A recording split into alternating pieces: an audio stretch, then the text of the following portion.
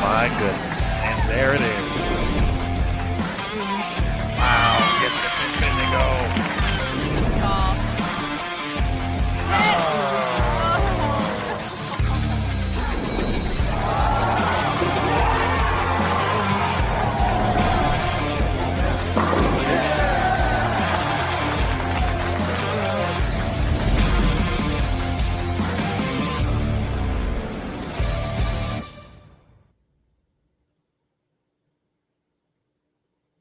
Hello again, everybody, and welcome back to Bowl TV for continued coverage of the PWBA BVL Open taking place at Farmingdale Lanes in Farmingdale, New York. My name is Aaron Smith, and we'll be joined momentarily by Emil Williams Jr. and Curtis Von Kruger on site on Long Island. We are getting ready for the round of 12. 6 games remain. 18 are already in the books. The top 12 are going to bowl 6 more to determine the top 4 for tonight's step ladder finals here at the BVL Open, 6 p.m. Eastern, right here on BowlTV.com. Let's get underway here. We're going to, the competitors are wrapping up their warm-up session. We're going to bring in Emil Williams Jr. first and then head out to the lanes. So let's say hello to Emil. Man. There he is. Can you hear me? I can hear you loud and clear. Good. Welcome. What's going on, Grant? Not much. I'm ready for some bowling. We got a lot to talk about in the next six games. Yes, we do. And it's literally a situation where still anything can happen, probably outside of the top 2, really the top 3, probably. 4 through 12, though, not sure. Woo. Not sure. The only thing I'm sure of, and we'll get into this, is Danielle McEwen is still throwing your thing. Well, that's what we like to hear. Excitement, bowling ball choices, and more. Coming up next here from the BVL Open.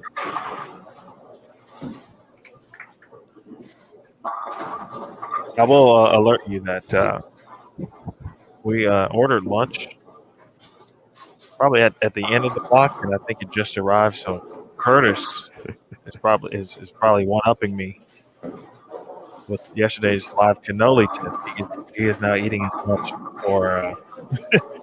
before he hops on. So good man right there. Getting some grub in. We like that. I'm happy for him. All right, folks, we'll start running down the scenarios here in this 40-foot condition as we get into game number 1 of 6. We'll go full screen here as well.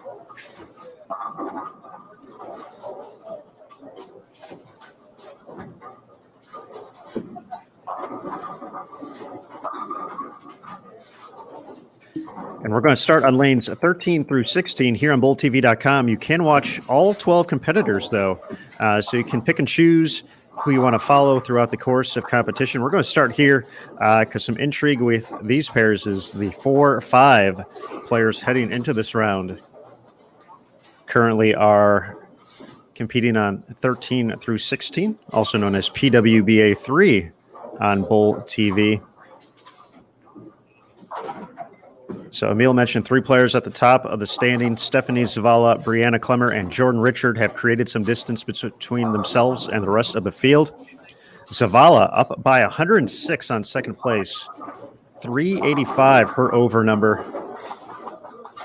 For Brianna Clemmer, plus 279, and Jordan Richard plus 268. The difference between them and fourth place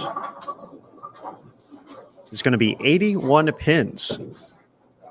Verity Crawley holding on to the last spot at plus 187. She is 10 pins ahead of Shannon O'Keefe at plus 177. Liz Culkin at plus 152. Certainly within striking range. Dasha Kovalova plus 113.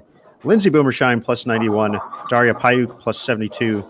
Taylor Boltice plus 55. Danielle McEwen plus 51. And Summer Jasmine, the final player to advance to this round, plus 43. We saw a little bit of a higher scoring pace in the round of 32 earlier today. We saw players migrate a little bit farther right to start. It seemed like the pattern didn't get quite as questionable toward the end of the block like we saw during the first 2 rounds of qualifying. But right now, for outside the top 3 players, this is as Emil mentioned, this is the time to get aggressive because a lot of spots or a lot of players are within range of that 4th spot right now. Yeah, this is the risk reward situation. Yeah, I feel like in this moment, if there is a risk, if there are players considering taking risks, I think you got to go for it. Because there's a spot on the show essentially on the line. And at this point in the tournament, that's all you're looking for, right? That's the whole goal. That's why you shoot up and laced up here this week. Honestly, that player could be Danielle. I'm not saying that your thing for her was necessarily or technically a risk. But in comparison to the field, no one else was doing it until Sarah Germano seemed to have success. And said, hey, maybe it's out there. And she performed admirably with it this morning.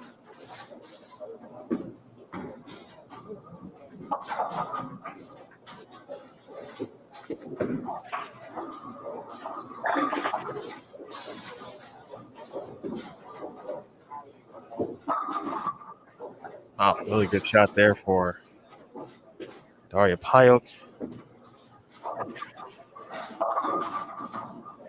It's good for Verity and Daria to be able to cross together here in this round of 12. And they may be able to kind of wheel each other to both making potential appearances. You never know. Right now, it's it'd be a battle for one spot between them both.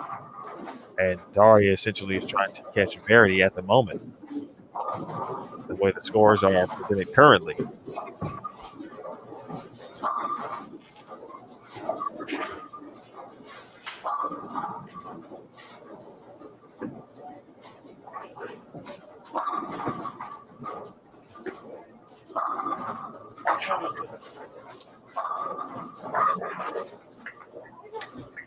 These final 6 games will go pretty quick, and if you're watching on BowlTV.com, you already know you're in the right spot to watch continued coverage throughout the course of the day and into the stepladder finals tonight, 6 p.m. Eastern. If you're watching on Facebook, we certainly appreciate you joining us here on Saturday. As a heads up, we will be pushing the stream directly to BowlTV.com only after game number 1. So there is still time to subscribe to pick up your Bowl TV subscription, your membership, if you will, to not only watch the PWBA Tour week in and week out, but to watch the action of the stepladder finals tonight. A few different price points to come in at. If you just want to watch the live action this weekend for the BVL Open, which concludes later today, that's going to be $8.95 for an event ticket. If you want to pick up a monthly or annual recurring subscription, you can get those for $9.95 or $79.95. Transaction fees do apply for all 3, but with the monthly or annual, you unlock everything, the whole site on BowlTV.com, so you get not only the live events, but the opportunity to watch archived events and access and browse all the on-demand content in the other channels as well.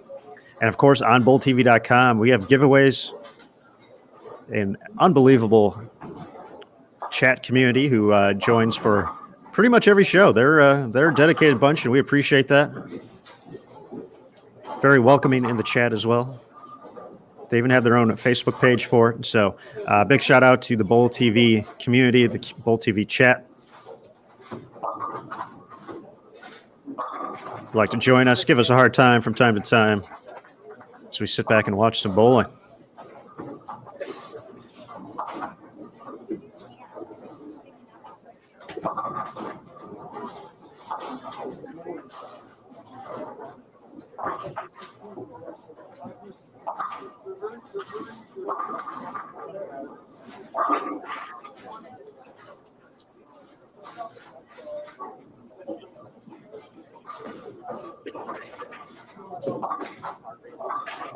Split City over on 13 and 14, huh?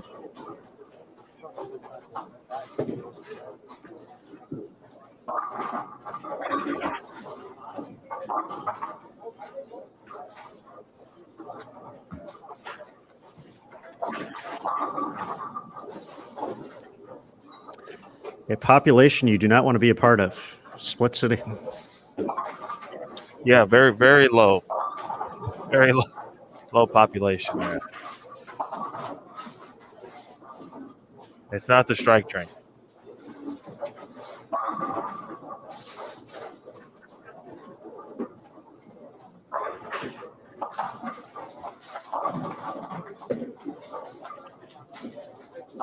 Emil, as you kind of glance around the house here, what's we can obviously see the scoring pace here. What's it kind of looking like across the house? It's, to be honest, right now, Verity, Daria, and actually some of her Jasmine slightly struggling. We can see what is happening with Daria and Verity. Danielle McEwen actually has gone strike spare 4-back. With PWBA 2. Jordan Richard has gone double 8 spare strike and 9 spare strike.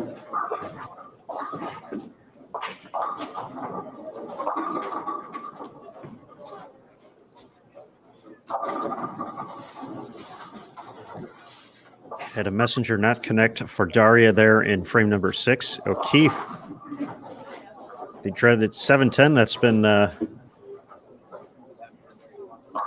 it's had a permanent residency in Split City this week.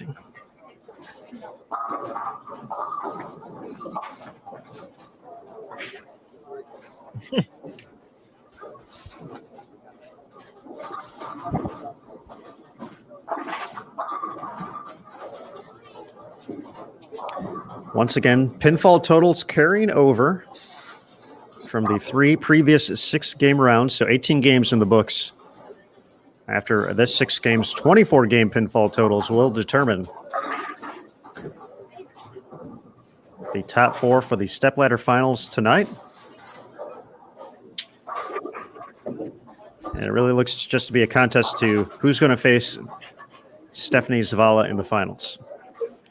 Been that kind of tournament, one of those where someone just kind of runs away with it. It's doing things no one else is doing. It's Stephanie's world right now. We're just living in it. That definitely goes without saying. But she's got her own battle and mission to kind of complete, if you will. I can't be counting the games. You just got to keep doing what she's doing. And if she ends up remaining, I should say, in the top spot and earns the number 1 seed, she certainly will have earned it. Starting to see a little bit of more fan interaction and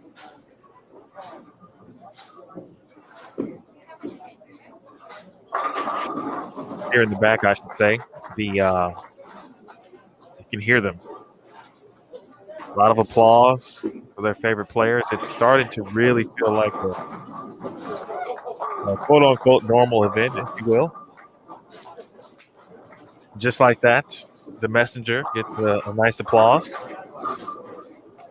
for Verity Crawley.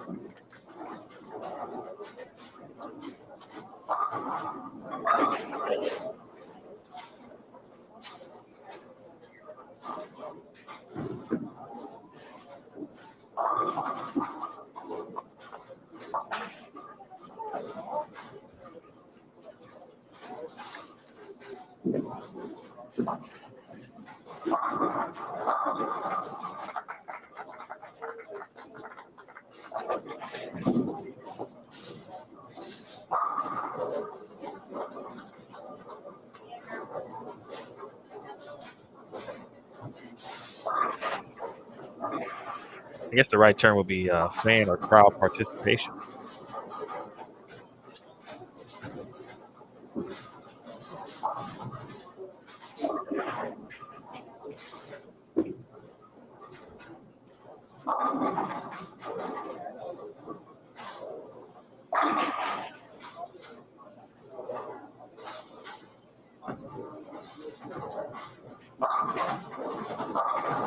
Yikes. Wow.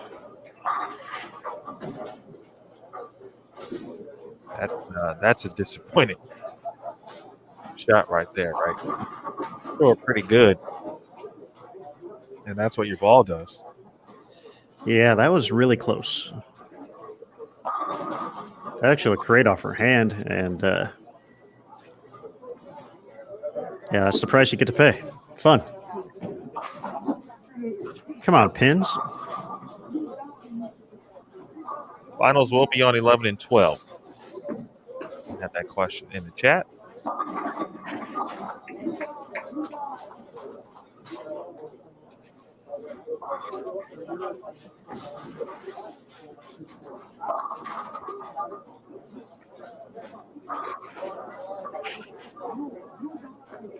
Verity has done the same thing. So this pair not kind to the two great friends here.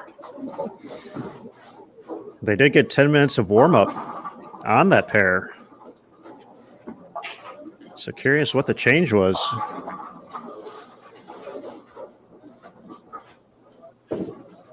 That it's bringing all these splits here in the early going of game number 1.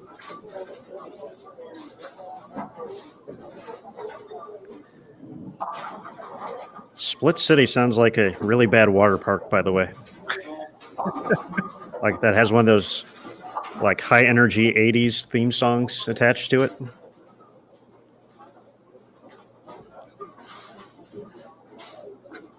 Maybe we should create this. What's the was it Sim City? Wasn't that the game where you could create cities and whatnot?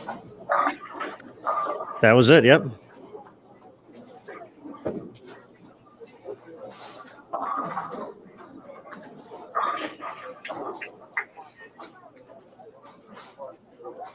It's pretty crazy, though. Danielle McEwen, by the way, is 1 strike away from topping into 240s.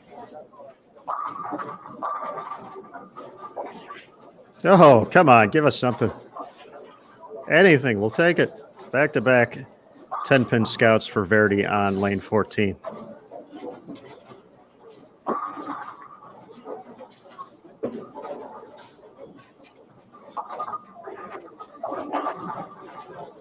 But 2 of very few highlights so far here in the opening game.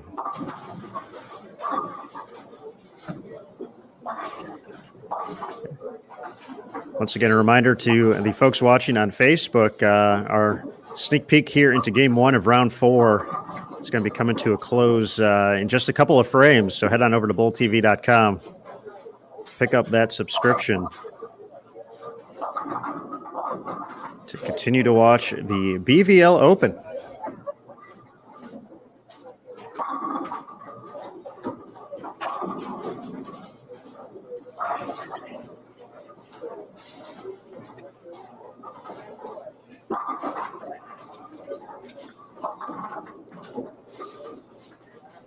This fictional environment we've created is turning into a haunting reality. Good city. Well, that split the 8-9 there for Daria, but looking to save 160 here.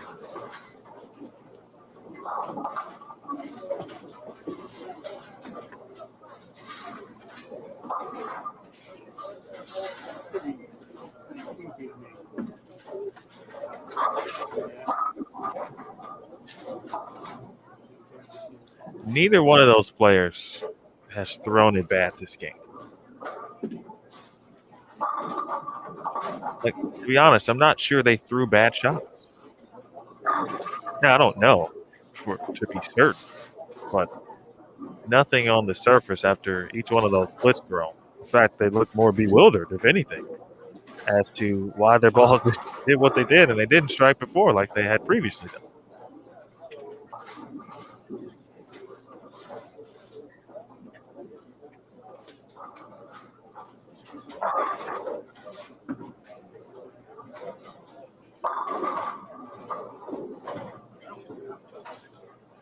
JP with the Oregon Trail reference.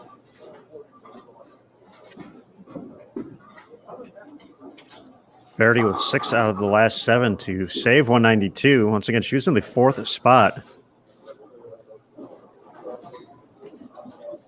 Shannon O'Keefe, 10 pins behind, can get to 202 this game. So if Shannon is able to strike out, they'll be tied with 5 to go.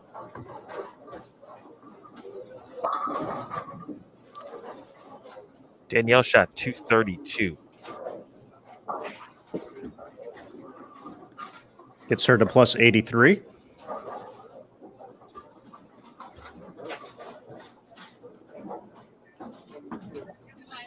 Jordan Richard, 193.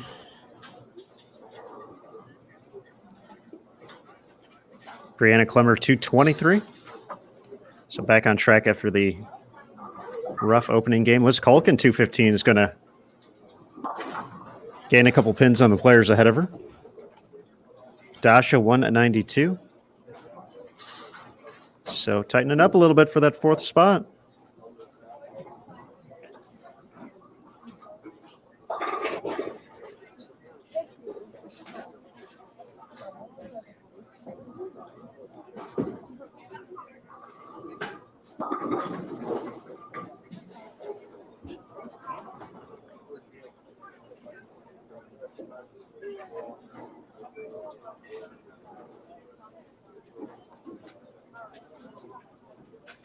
Looks like Shannon and Liz will be, well, no longer tied. If Shannon would have struck on that fill ball, they would have been tied. So it looks like Liz Culkin is going to move into 5th by 2 pins here with 5 left to go. And folks, that's going to conclude game 1. So as we mentioned to the good people watching on Facebook, it's time to head on over to bowltv.com to watch the final 5 games. The stepladder finals tonight, of course, is 6 p.m. Eastern. If you're on bowltv.com, hang tight. We will be right back with the remainder of qualifying round 4 at the 2021 PWBA BVL Open.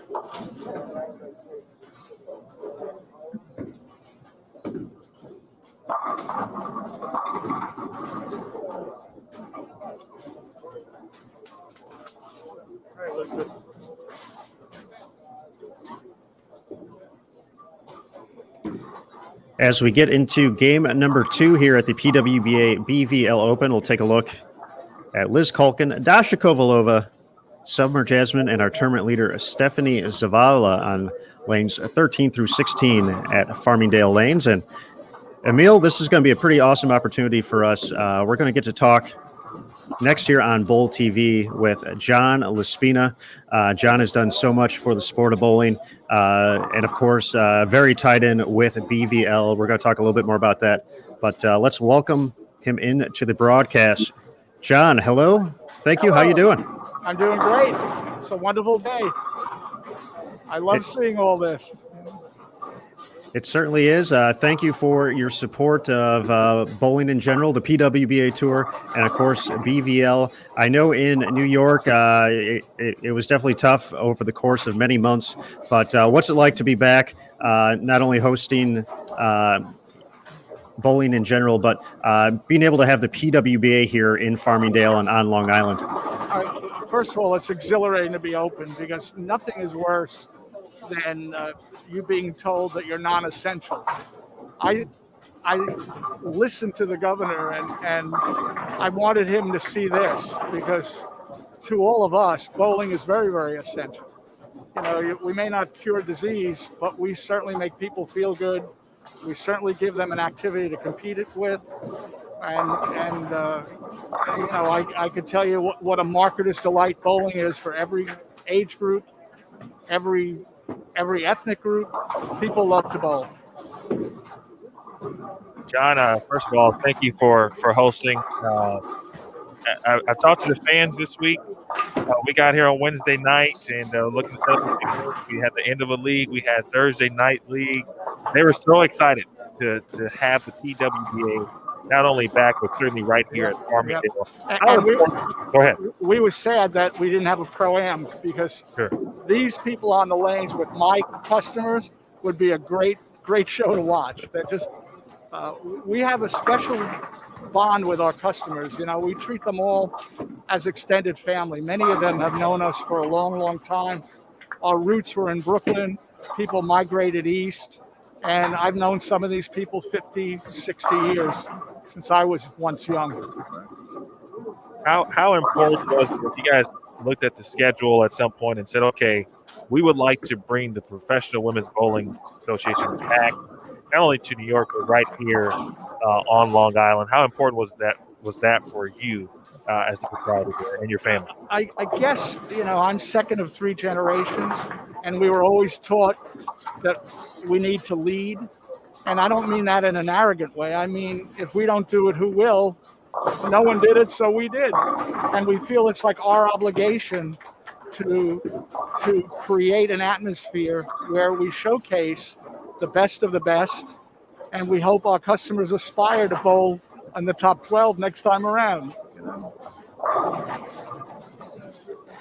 Now, John, this event appropriately named the BVL Open. I know you have a very strong connection to the foundation as the chairman of the board of directors.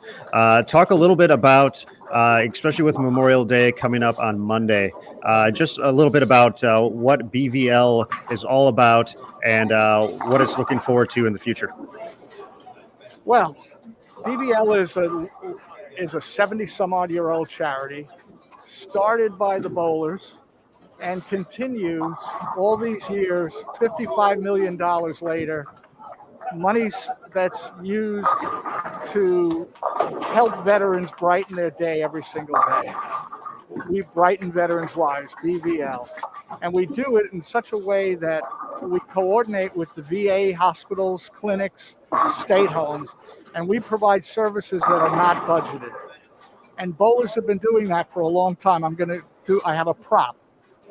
In the very beginning, the women bowlers, you've seen a picture of older women bowlers, World War II type garb, in front of a medical transport plane that bowlers paid for and assisted wounded people.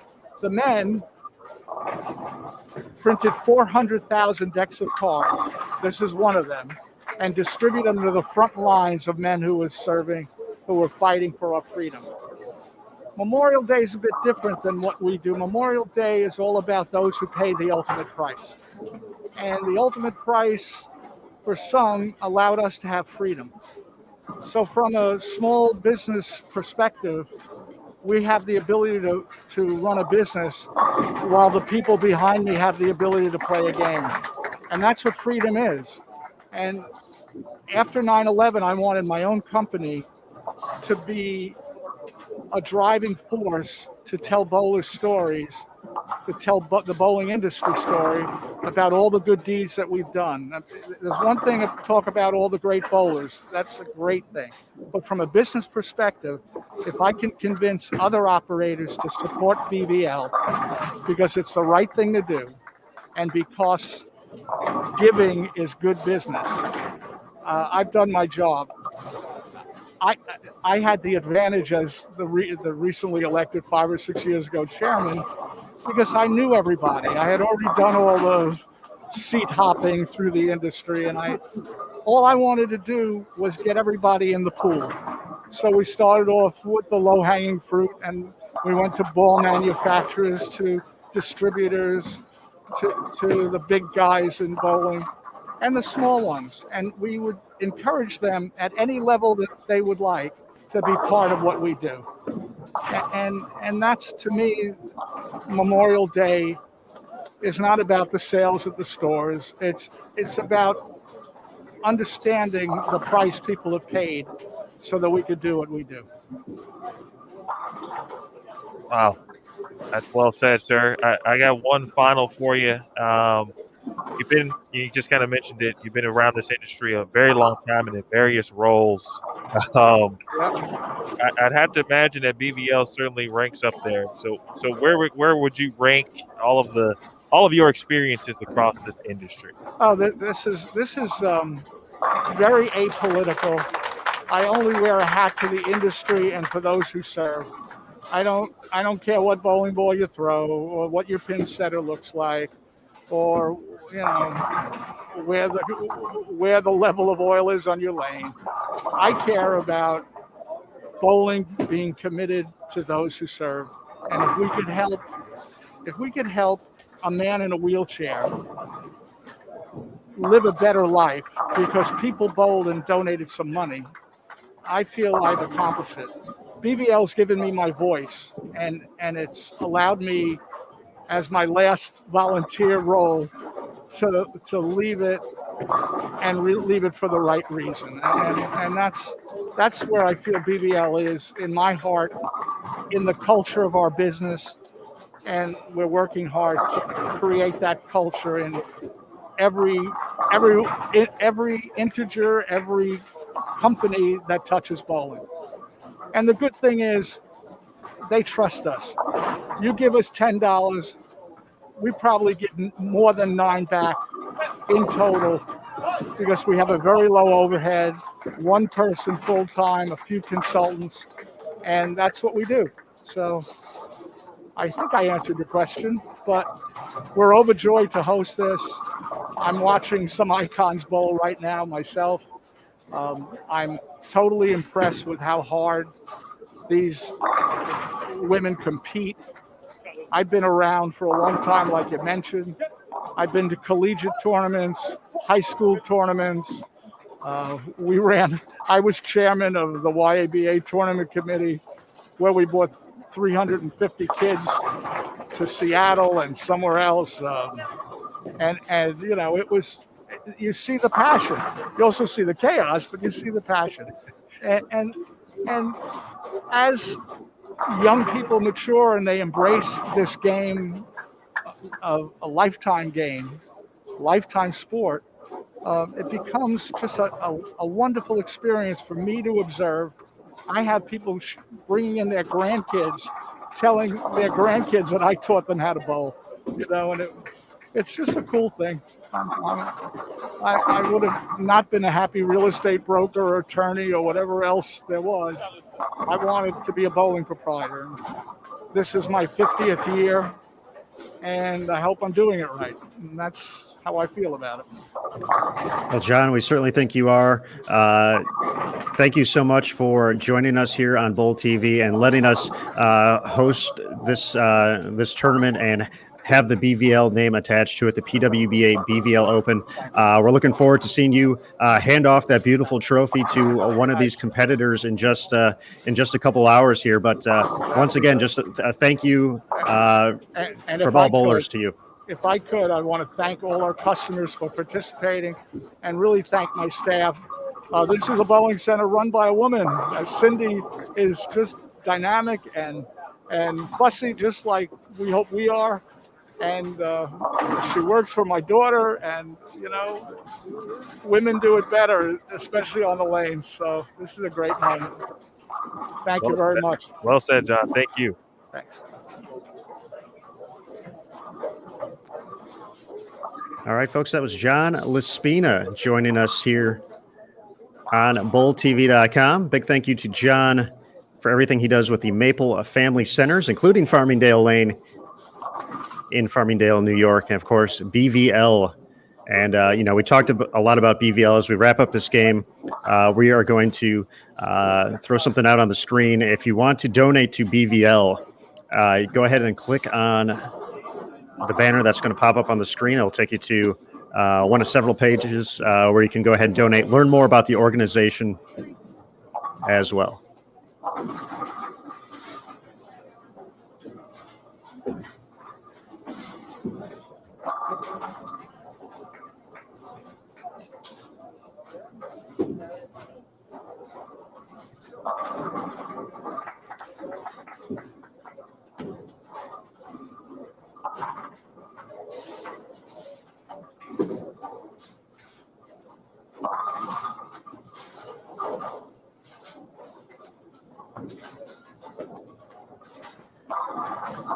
All right, folks.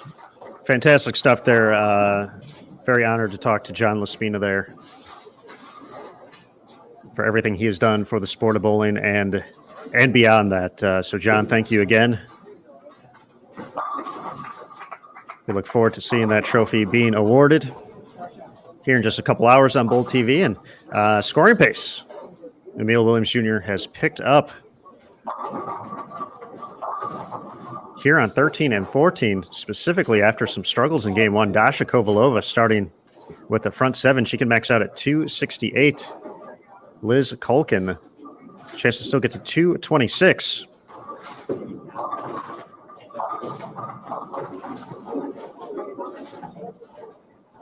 And we do have some scores upcoming as well.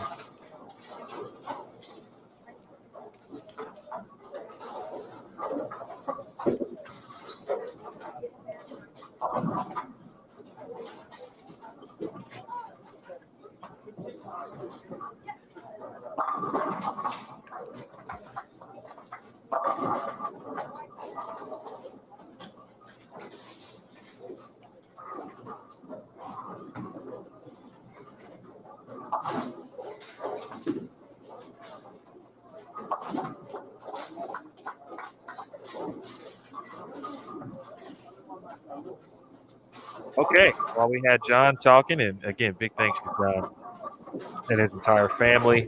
And he was dead on about Cindy. She's been fantastic throughout here and helping us get situated, set up, making sure we had everything we needed. All right, Stephanie Zavala leading the way at plus 395. Brianna Klemmer second at plus 302. Jordan Richard third at plus 261. Verity Crawley fourth at plus 179. But Verity now just shooting 239 to add to that total. Liz Culkin just outside that number, of course, the top four at plus 167, as is Shannon O'Keefe at plus 165. Dasha Kovalova making the run in. We talked about our game at 256. Seventh heading into the game at plus 105. Danielle McEwen eighth at plus 83. Lindsay Boomershine ninth at plus 66. Daria Payo 10th at plus 31. Summer Jasmine 11th at plus 21. And Taylor Boltice 12th at plus 10.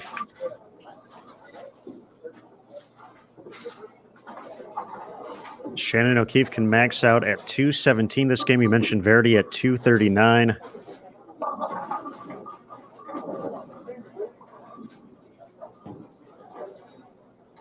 Brianna Klemmer potentially going to max out in the 170s here. Just left an 810, which looked to be a 2.810 for a second there in her 10th frame. Danielle can get to 215 this game, but Dash is going to be the biggest mover and shaker here. She's going to get to plus 161 now. Culkin's going to move to plus 181. Verity's going to be at plus 218. Jordan Richards had another 190 game, so Verity getting within distance of the top three here as well.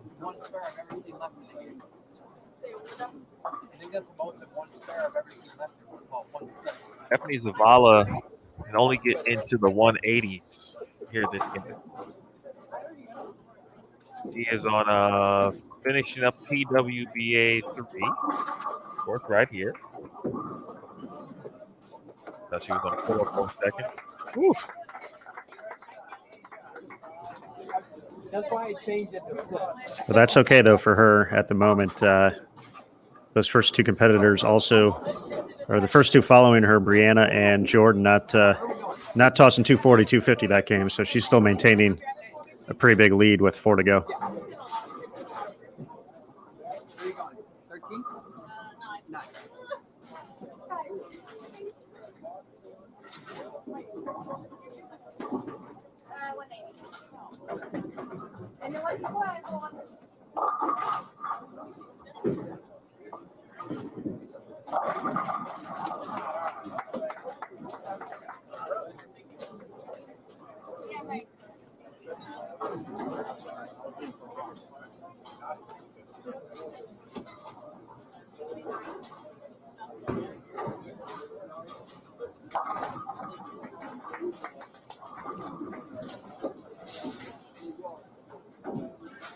All right, all done on PWBA 3. Danielle McEwen's got a fill shot left on PWBA 4. That'll be it.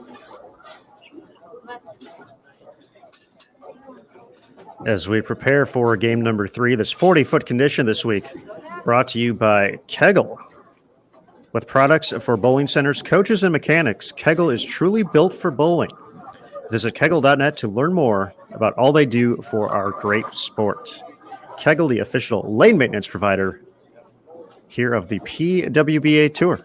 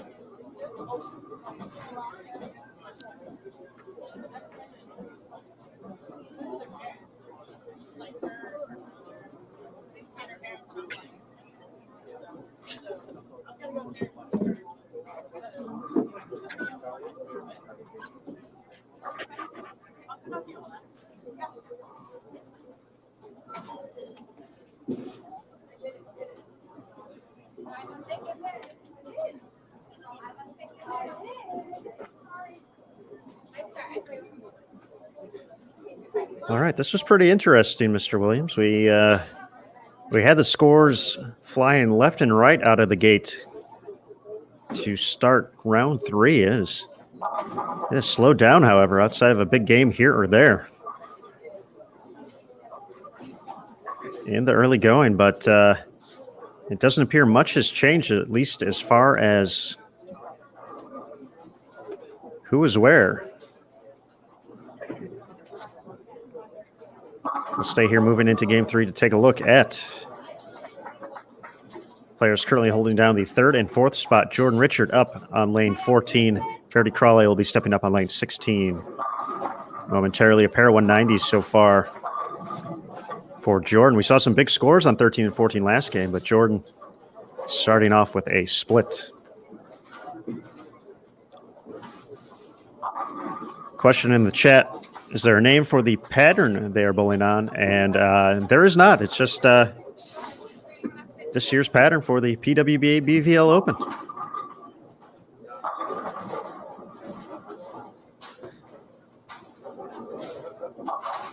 Although it has produced quite a few splits on 13 and 14, has been recently named Split City, courtesy of EWJR, Emil Williams Jr.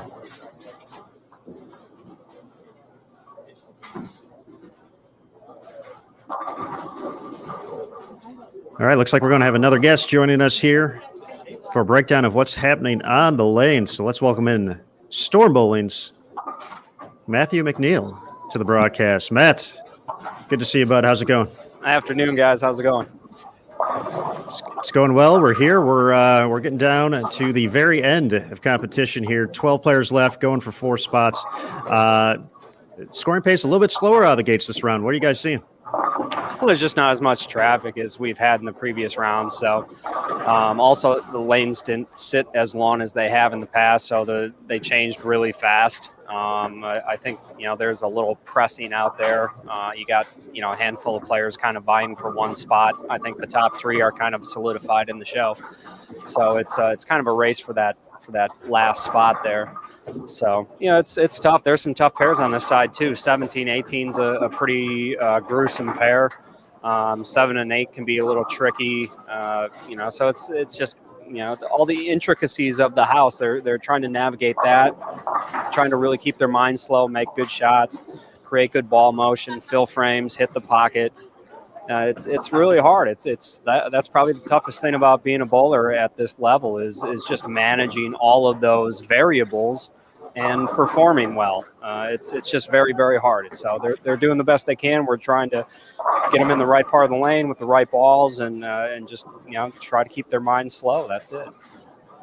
The breakdown to open up game one, Matt, specifically, for example, Verity and Daria on 13 and 14 just experienced an extreme number of splits. Was that a tough pair, or did we see varying levels of how to practice on certain pairs that may contribute to that as well? I think because of the higher rev rates on that pair, and then I also would say that pair hooks a little earlier and a little more overall anyways. And then add into the mix, I think they changed really fast. So it was very tough for them to keep up with the changes because, if you go a little high as a bowler, you're like, oh, I'll make a 2-1, or kind of what we'd call a normal move. And, that move needed to be like, 5 and 3 and not 2 and 1. So I think that's why, you'd see the bowlers split, maybe be close on the next lane, come over, make a small move, and split again. And then they'd say, okay, well, now I need to make a big move. And then they overcorrect, and then they split for a third time. And then they really get, they're like, well, I'm averaging 170 now, and now they got to try to create strikes. Well, when you do that, especially on a challenging lane condition like what we're bowling on right now, it's really, really difficult to create good ball motion, especially when you're trying to press it to strike. Emil, you know that as a bowler. I know that as a bowler. Everybody who's bowled, they've been in that situation where you're trying to, manipulate it and make it strike. It's really, really hard. So it's, this is just the nuances of being a professional bowler at this level and bowling on demanding lane conditions. For the record, are you saying that Aaron Smith is a bowler? Wow.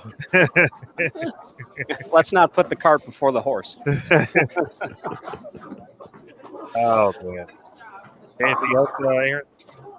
Yeah, Matt, you mentioned you're feeling confident about the top three, and two of those players part of your brand there. So that's essentially you're looking at half on the show already, and if Verity can continue on, maybe a very nice showing in the finals here. But I want to talk specifically about Stephanie Zavala, and I haven't found quite the right words to describe her ball roll, so I call it like a voodoo ball roll, and it just looks a little bit different from everyone else's. So what is it about her release and her ball roll that makes her such a tough competitor out here? Well, she is able to get the ball through the fronts with ease, but then she is also able to get the ball to be very forward off the spot, and so it creates a very desirable ball reaction in the fact that it's clean through the fronts, but it doesn't overreact. Generally, bowlers, to make the ball clean through the fronts, they have to rotate it or spin it. When you do that, you create a quicker ball reaction that is harder to control, especially on a pattern like this where there's no taper front to back. If you look at the pattern, there's no buff. So it's just, 40 feet and that's it. There's no front to back taper. So that means when the ball transitions, that window is very short. She's very good at making that window very long with her ball roll, and that's really the big determining factor. That's why she's leading by so much right now. Plus her rev rate. Jordan Richard does a very good job of that as well. Verity does a very good job of that as well.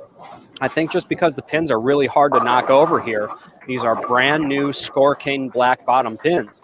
And these are very hard pins to knock over. Whenever I go into a center and I see these pins, it's just they're hard to knock over. And so I think having a little higher rev rate definitely has helped you out this week. And the scores are showing that. Clemmer, she has a healthy rev rate, but she also throws it very hard. That helps her out. Dosh has been making a little run there. She throws it very hard. She's able to keep it in front of her. I think you either need more speed and more hand, or at least more hand. I think that's kind of one of those determining factors to get up, at least in the top 5 or 6. Really good stuff there, Matt. Just curious, one follow-up, and then we'll let you go. We had some discussion in the chat, actually. Several viewers could kind of tell, based on the sound, that the pins probably were on the newer side. Oh, yeah. So when one goes into a bowling center, how do you identify if pins may or may not be, newer or a few weeks old, etc.? But you can just tell if the pins are very white and very shiny. I know that's kind of vague, if you will, but if they're really white, like pearl white and very shiny, that means they're very new. The Surlyn coating hasn't been beat up by balls and the pin setter and everything like that. So you can usually tell just by looking. Then also, if you look at the bottoms, different types of pins have different colored bottoms. So the black bottoms on the Score Kings, that's just one of the characteristics of these pins. They're just a little harder to knock over. And I'm not dissing the pin. I think it's a great pin from a manufacturer's standpoint. When I worked for, man, I'm digging myself a hole here talking about pins. Boy, I tell you what, somebody's getting mad at Matt McNeil somewhere out there. But they're just, I think they're a really, really good pin as far as longevity and quality is. It's just when they're new, they're hard to knock over. I think that would be my clarification of bowling on this type of pin. Nicely done. Did I weasel my way out of the hole I dug for myself? Got it. So all right, I'm starting to sweat bullets here. Go to the bowling center and look for the good smile at the pins. Okay. Yeah. So. All right, Maddie, we will let you get back to work there. But as always, we appreciate the time here on Bowl TV, and best of luck to you and your competitors out there the rest of the way. All right. Thanks, guys. Appreciate it. Yeah.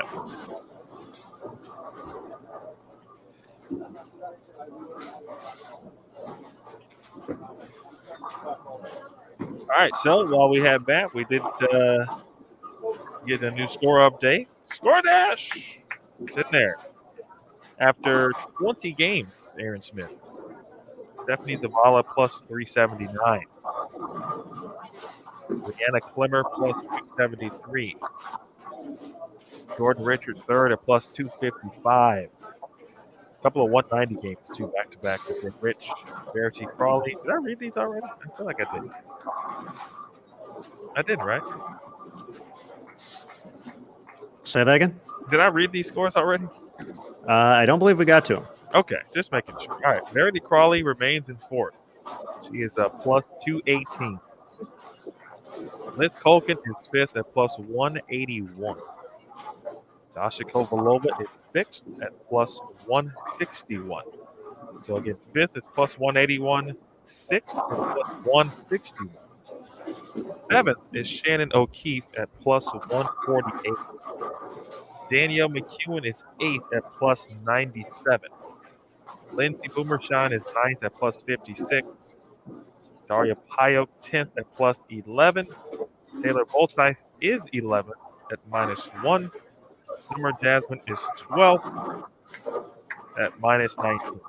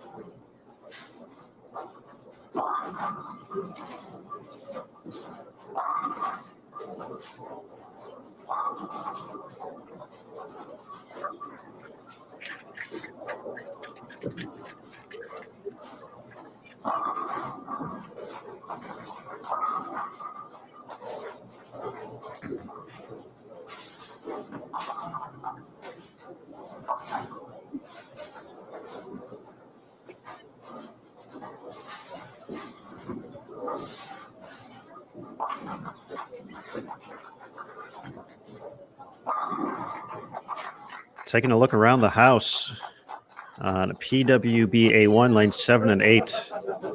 Max score for Liz Culkin, 204. Max for Dasha Kovalova, 219 heading into the 10th frame.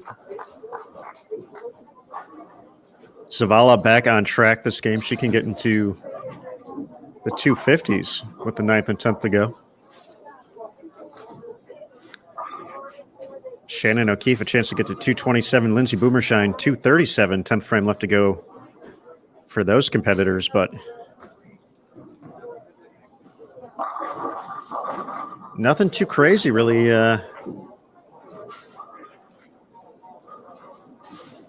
Really happening though overall.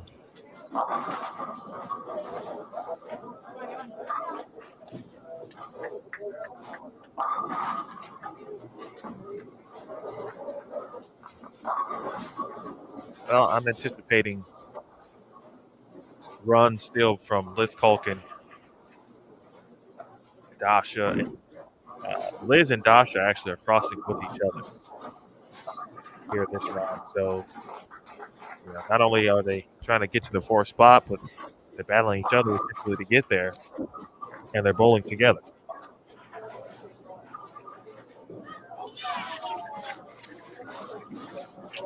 And the Bullseyes has created a bit of a fan club, I think. There's people just waiting for her to bowl.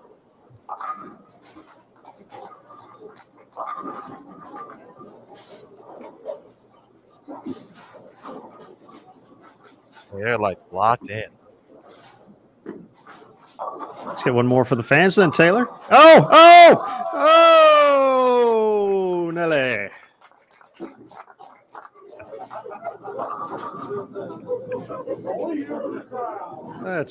Let's go, Taylor.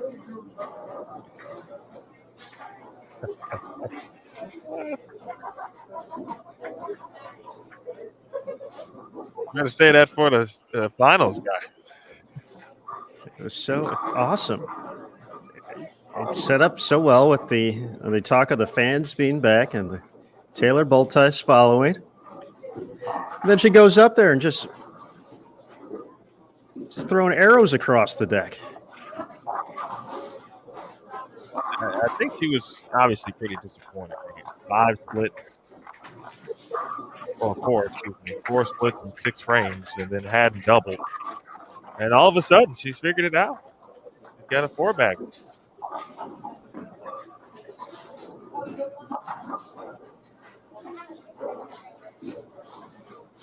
Yeah, I feel 9 and 10 and 13 and 14 have proved both messages that I've seen.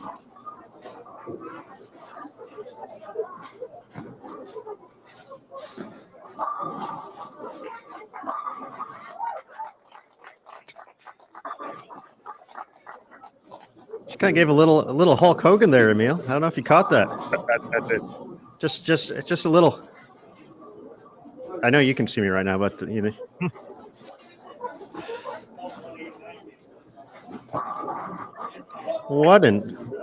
Wow. What on earth happened there? Wow. What was that? So, how did you describe the pins on Thursday? You made up a word.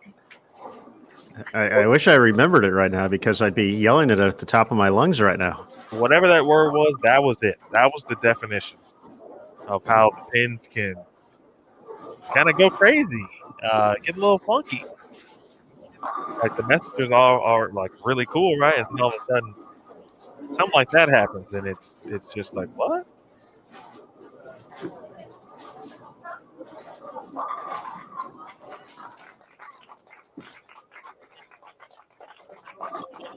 The most applauded 189 game of all time from Taylor Boltice.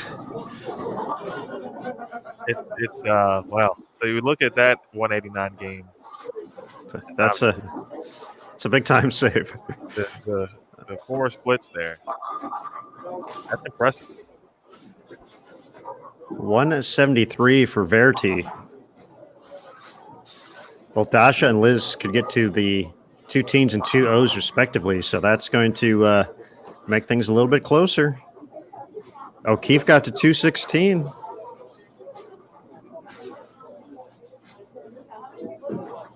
That's unfortunate, obviously, for Verity. Couple bad breaks there with the 190 on the pair with all the kind of the random splits next door. Moves to 9 and 10, I believe it was. Shoots 230. And back to essentially 15 and 16, or kind of that group of lanes. And then 170.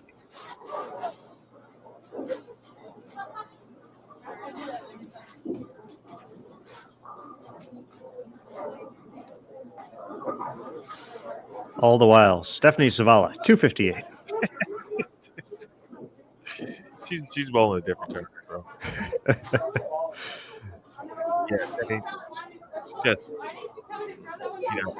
I think now, honestly, if you think about it in this factor, Stephanie now will be expected to win based on her performance to this point. So a little bit of a different feel, I would say, in Cleveland. Even though she led and was the top seed, Brianna Cote was just as good. Danielle McEwen was really good that week as well. But she still led. And as the rookie, it's like, okay, she had a great week, right? But is she ready to kind of put it all together in that one game and win it? Now she's already a winner. And based on her performance, she's now expected, favored, if you will. And maybe that's a little bit of a different, kind of pressure mindset to not get caught up in, if you will.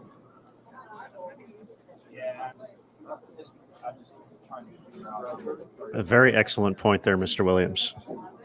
I try. I really do. It was a new position being the just a couple of weeks ago in Cleveland and Parma Heights at Yorktown Lanes. And essentially in the same spot, but a completely different role. Yep. Even as a top seed in Cleveland, right?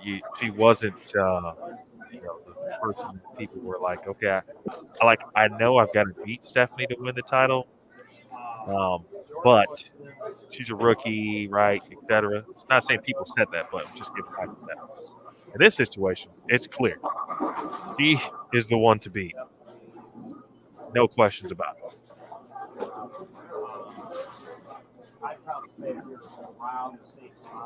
3 games in the books. Game 4 coming up next here. Good folks at Bowl TV, and of course, many great sponsors to thank on the PWBA Tour. And Brunswick has been a proven industry leader for more than 100 years.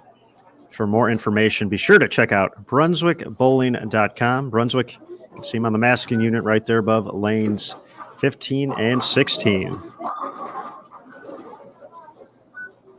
Great sponsor here on the PWBA Tour. I just realized we had names up on the scoreboard. Oh, yeah.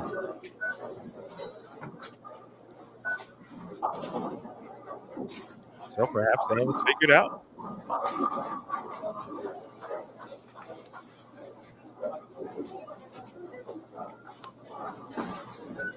That's a good info there, Paul. I'm assuming that either you've had some experience competing here or you know a lot of players who bowled here, certainly.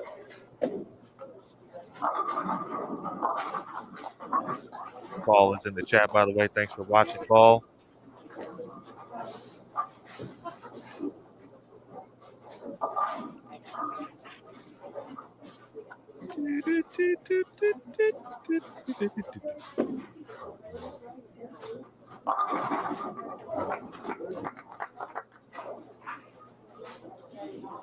So, Emil, I have to ask, since you're there on site, for the crew that was rooting on Taylor that last game, are they following her to the next pair? Or are they sticking? Or is it a 13 and 14 crowd? They're just here to watch 13 and 14, or is it a Taylor crowd? I'm trying to. I think they're posted up just out there. There might be equal opportunity for applause and crowd participation.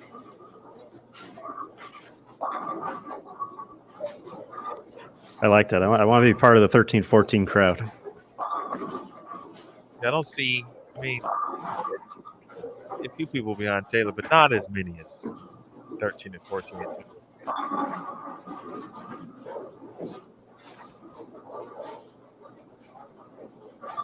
I would like to know, is that the Madison Janik in the chat?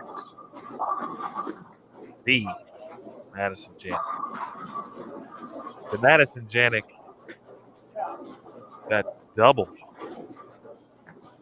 in the 10th frame to win an intercollegiate team championships title for the Wichita State soccer women's team.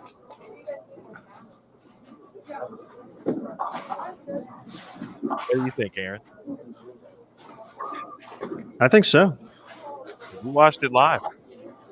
I did. I was there. I had snuck in behind the TV set to watch the live finals of Game 5. I also had to work afterwards, so I was there for that as well. But when you talk about the energy of having a crowd in a facility as you do there at Farmingdale,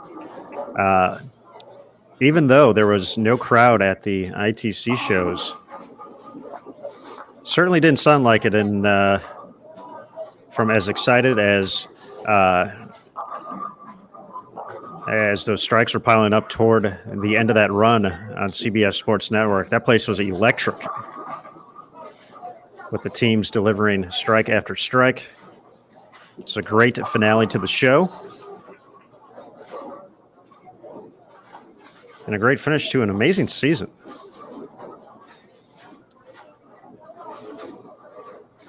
Hi, Madison. Congratulations. By the way, no one really knew this, but in my mind, I predicted that you would be Player of the Year. And it was solely based on all of the practice steps that I saw you post on social media. I thought there were clear differences between what you were doing versus previous seasons, and I said she's pretty ready to go. I think I mentioned this to Holly. So congrats on a great season. Now, Aaron Smith. 21 game score update. And to all of you viewers, of course. Stephanie Zavala, someone said, in a different zip code. Yep. She might even be in the Twilight Zone. She's so far away. Plus 437. Stephanie Zavala leading the way. Second, Jordan Richard has moved in front of Brianna Clemmer. Richard plus 258. Clemmer third at plus 247. Verity Crawley is fourth, plus 191. Hanging in there. Culkin still fifth. Liz Culkin at plus 185, just 6 pins back. Shannon O'Keefe is sixth at plus 164. Dasha Kovalova is seventh at plus 160. Danielle McEwen is eighth at plus 103. Ninth is Lindsay Boomershine at plus 82. And Taylor Voltice is 10th at minus 12. Maria Payok 11th at minus 14. Summer Jasmine 12th at minus 47. high 3-game block so far, Aaron. McEwen 652, Kovalova 647. Excuse me. McEwen 652, Zavala, excuse me, 652, and Kovalova 647.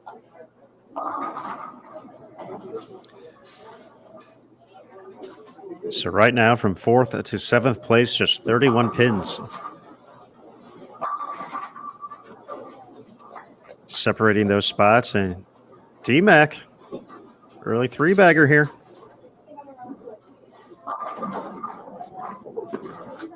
She's a big game away from making this really interesting and adding another player to the mix with 2 to go. If she could make the show here, that would be, I don't think improbable is the right word, but now considering what she did in Cleveland after a very slow start, then essentially go 345 over. Not quite to that level, but let's see if I can pinpoint where.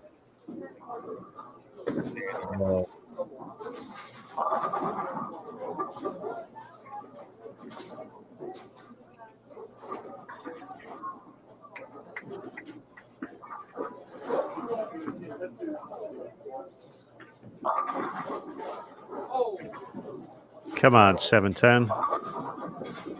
Come on. Telling you, man, that's gonna that's gonna play a role, man, in the stepladder finals.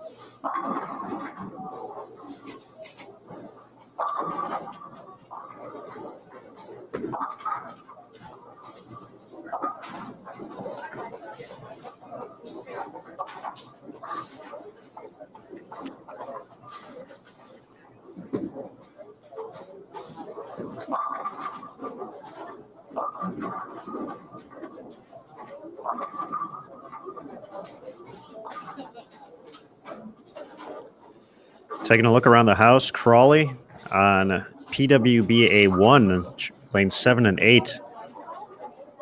Went spare 3-bagger, but a split in the 6th frame, 125 her total. Needs a max at 245 this game. Dasha Kovalova, 4 out of 5. Max at 279, but still half a game to go. Shannon O'Keefe, 4 out of 6 strikes. Her max score 267 with the 7th, 8th, 9th, and 10th left to go. Some struggles for Liz Culkin. Just 1 mark through the first 4 frames.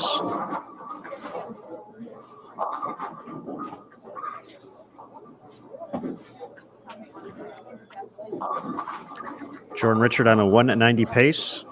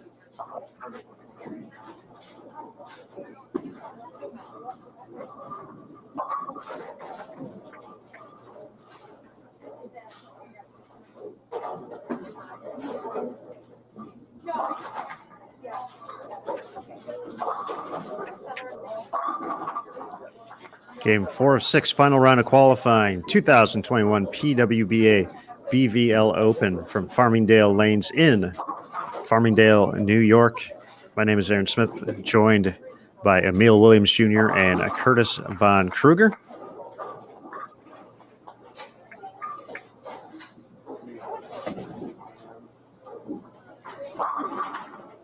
And folks, Storm Bowling is the leading manufacturer of high-performance bowling equipment. Be sure to visit your local VIP Pro Shop to pick up your new Storm bowling ball and bowl up a storm. Storm, a proud sponsor of the PWBA Tour.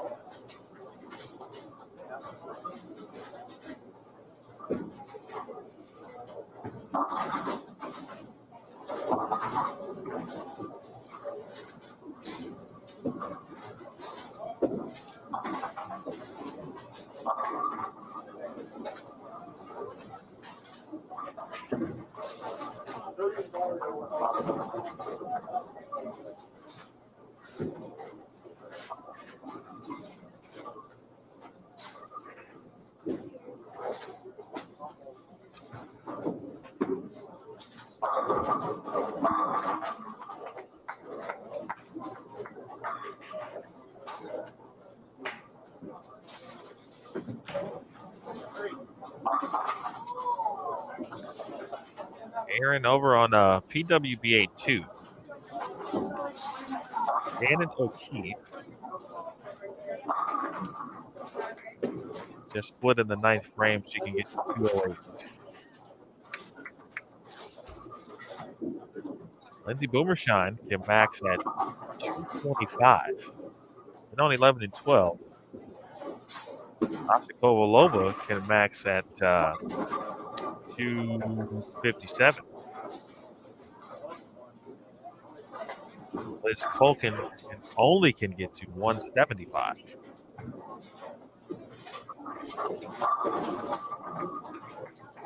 That's on WBA 2. 3 players, really all 4, outside of the number at the moment, with Culkin, O'Keefe, and Kovalova right on the heels of Verity Crawley. Verity's finishing up on 7 and 8 right now. Already has 1 strike in frame number 10. Can get to 215. So she's going to create some distance between her and Culkin.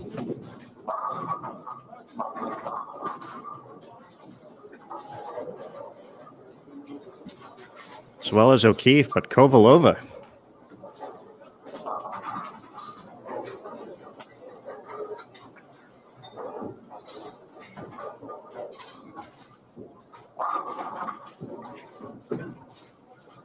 Can step up and get into the mix here with 3 in the 10th.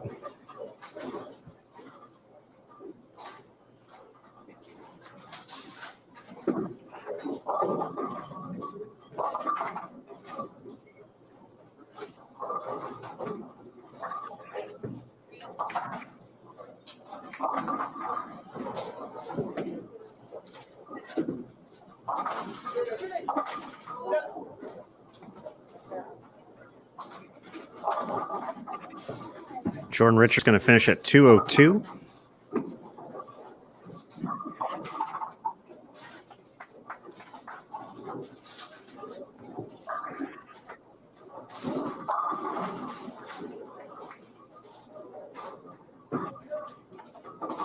It's like 213 for Verdi.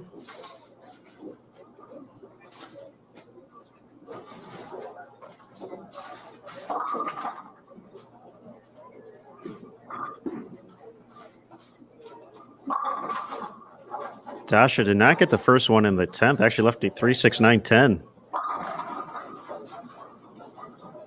She's going to gain some pins regardless, but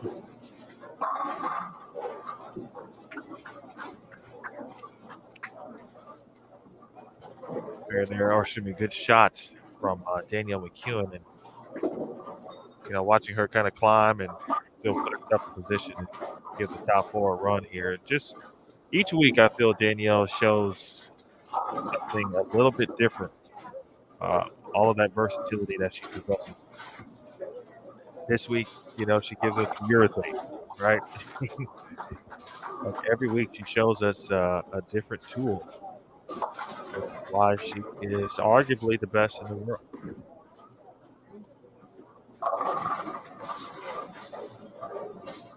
On a bad foot, no less.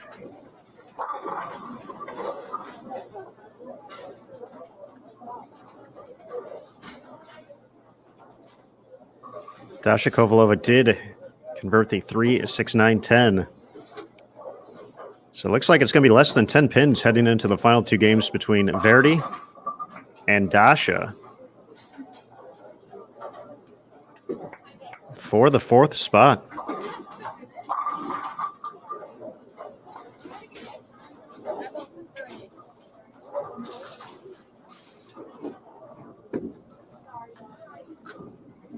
And for the first time in a long time, they still have a bit of a cushion.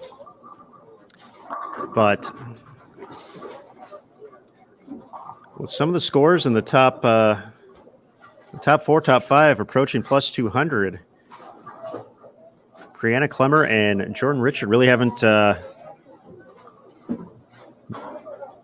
jumped too far up or too down. They've kind of stayed even for the blocks, actually a little under for both. And Verdi and Dasha are going to be within 240, 250 game of potentially moving up into the top 2 or 3. Yeah, this is all shaken down into a very interesting situation. For a while it was, all right, Zavala, Richard, Clemmer, they're going to be on the show. Then it was, all right, Zavala, and now just Zavala for sure. With 2 left is going to be on the show. It's now, Jordan and Brianna were so close score-wise that they would be, potentially rolling obviously for seeding. And of course, which also will give you a different paycheck in that regard as well. But now it's a completely different story here. It's eluded.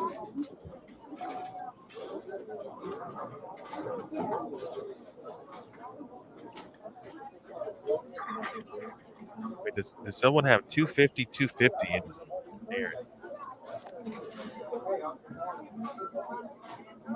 I haven't seen it too often this week, but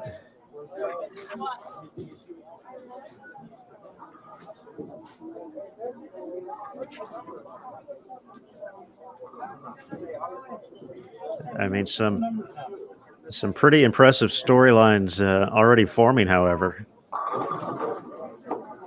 When you think about it, Zavala, obviously we've talked about it quite a bit.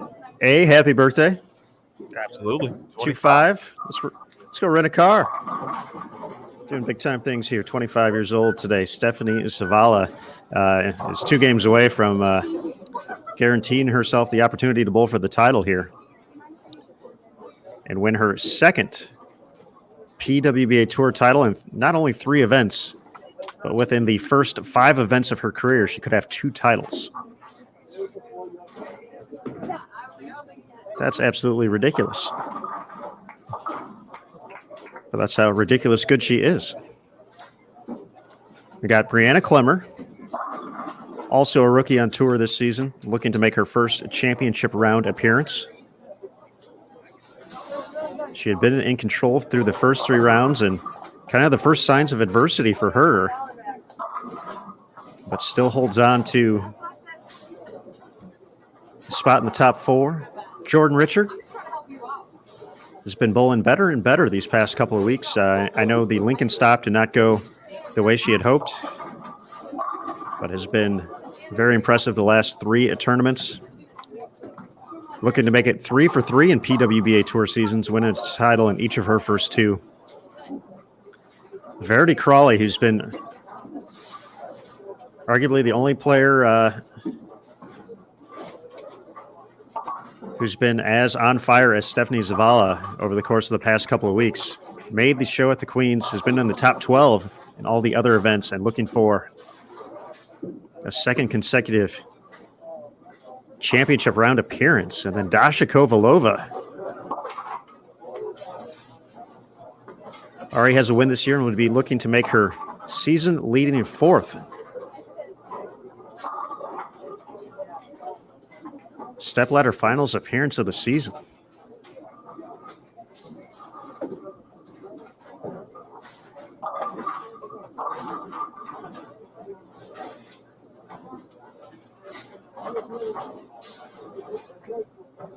And with all that, we still have a few players hanging around with some big games here.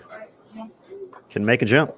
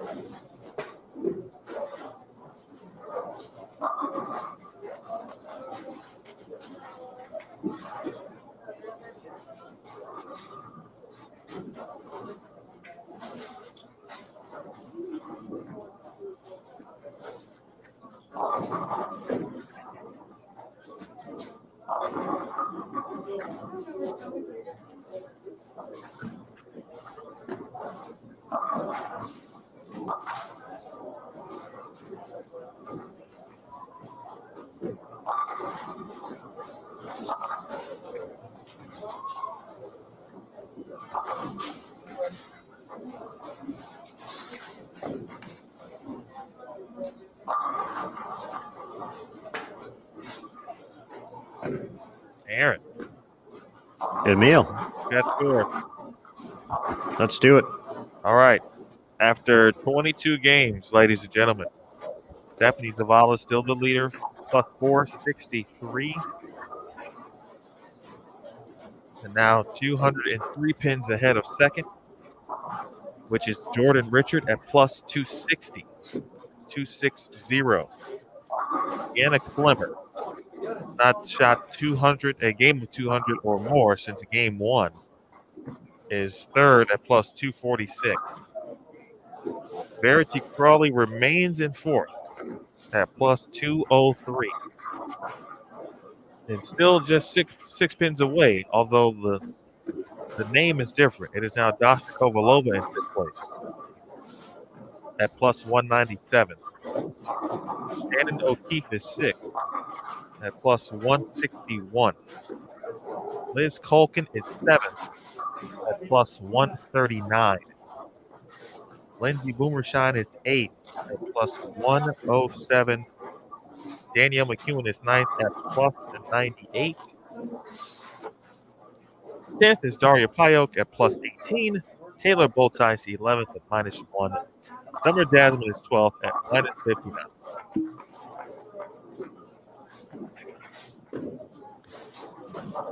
And taking a quick look around the house for some of the players in the running, Shannon O'Keefe over on 7 and 8. Just had her second open frame through 5. She's got 74 in the 5th and just 1 strike up on the board. In need of a big finish that game to keep herself in the mix. Dasha Kovalova started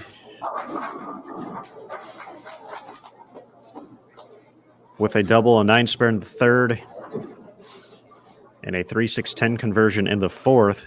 Liz Culkin, 2 early splits. Verity Crawley on 17 and 18. Started with a split, then followed with a 3-bagger.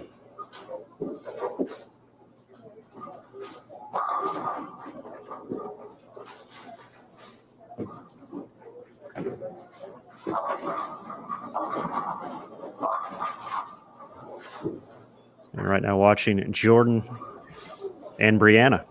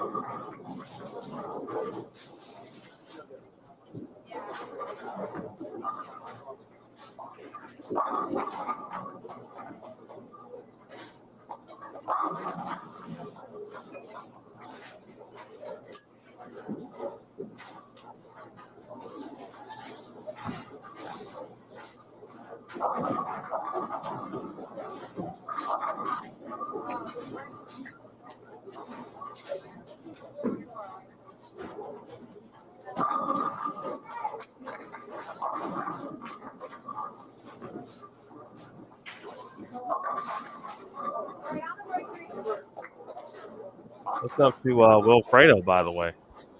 Appreciate that. Good to hear from you as well.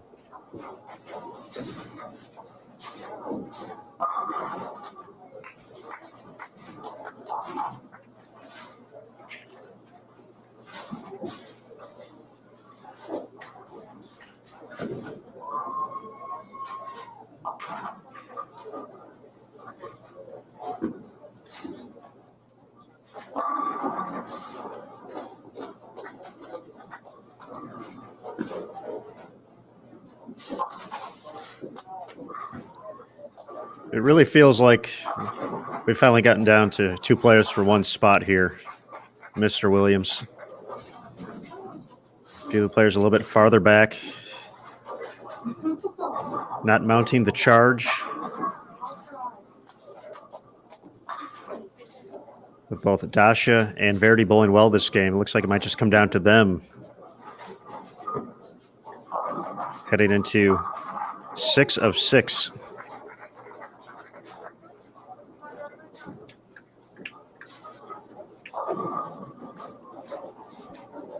See the 300 talk. Yeah, I thought there'd be 2 300s.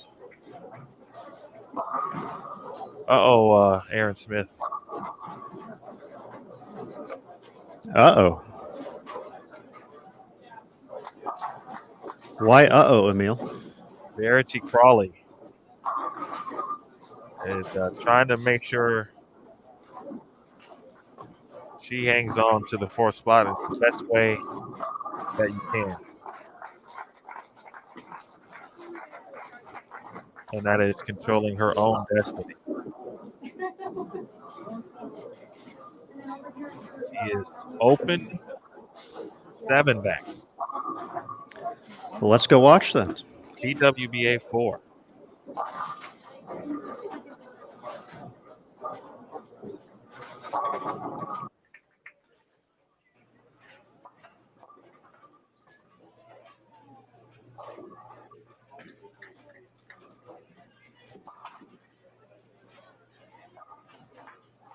Emil, I think Verity is potentially not even content with the 4th spot, looking to move up even farther. That's an extra few dollars. 278 would be a would put her into that She can get to 2 potentially. to 2. It's in play.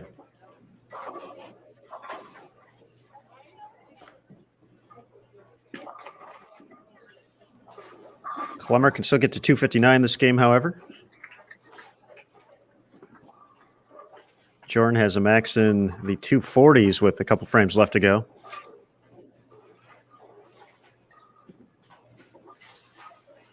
Well, could today be the day for Verity?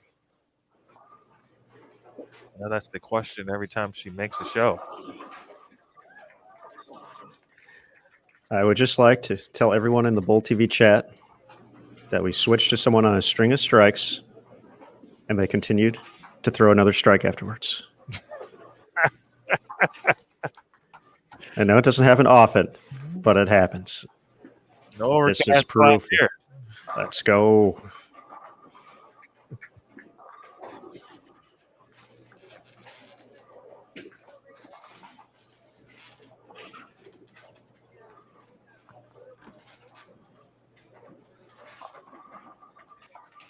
And as Verity was striking Dasha,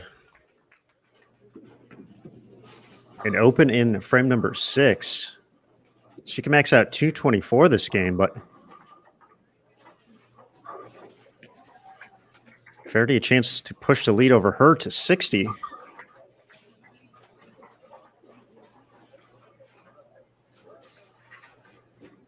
O'Keefe's in the 190s, so she's not gaining any ground there.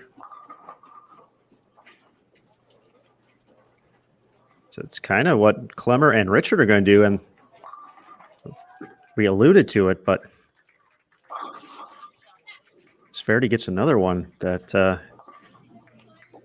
they've been pressed for the first time in a long time here.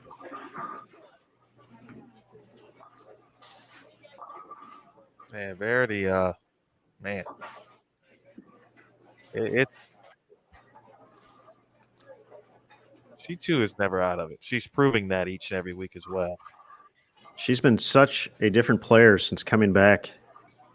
And arguably, if you had to put an MVP on the second swing of the tour since starting in Twin Cities up to now, even though she has not collected a victory yet, it's a big yet at the moment because she is looking pretty good here to potentially challenge for this title today. But I mean, she's got to be in the conversation with it as well as she's bowled over the course of these past 5 events. Yeah, I think that's definitely fair. Her finishes certainly aren't at the top of my mind, except for Queens.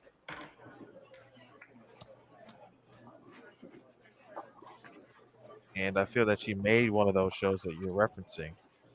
She made the Queen show. Huh?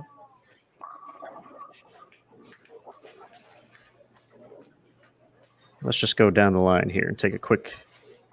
9th in Twin Cities.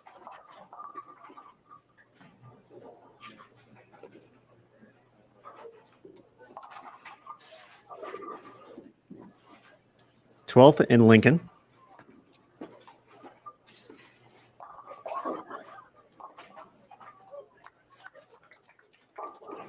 Eighth, Greater Cleveland. 4th at the Queens.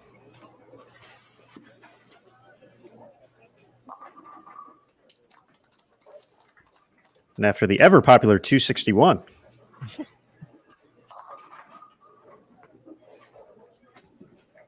Now at plus 264. 264, her number. So let's go on back to PWBA. Was that 2 or 3? We were on. We were on 3. 3. Yes. Jordan. Yes.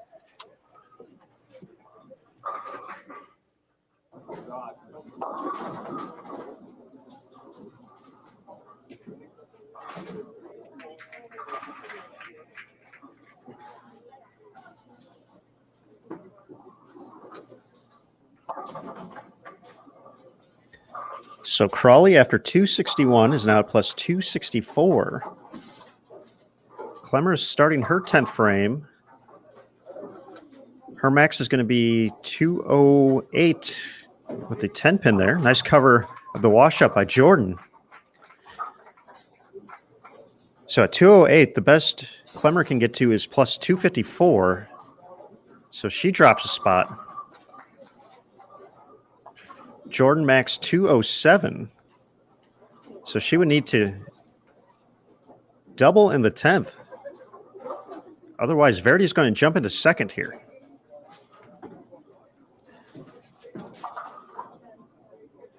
Nacho will be up on PWBA 2 soon, and she can get to 202 with all three in the 10th, which I think is very important to not lose pins here and give herself the best possible chance with a big game in this final game of the round of 12.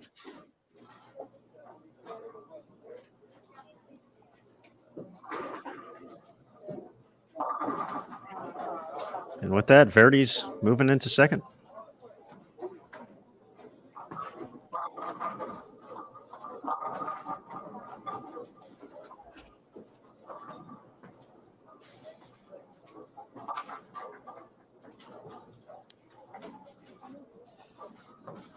All day, Emil. We're just talking about that one spot up for grabs. Verdi Crawley said, nah. Impressive performance. It's kind of like my son, Trey. When he doesn't want something, he's like, nah. Trey has unreal energy. Yeah, he's nah. He wants some chicken? Nah. Peanut butter and jelly? Nah. Grilled cheese? Nah.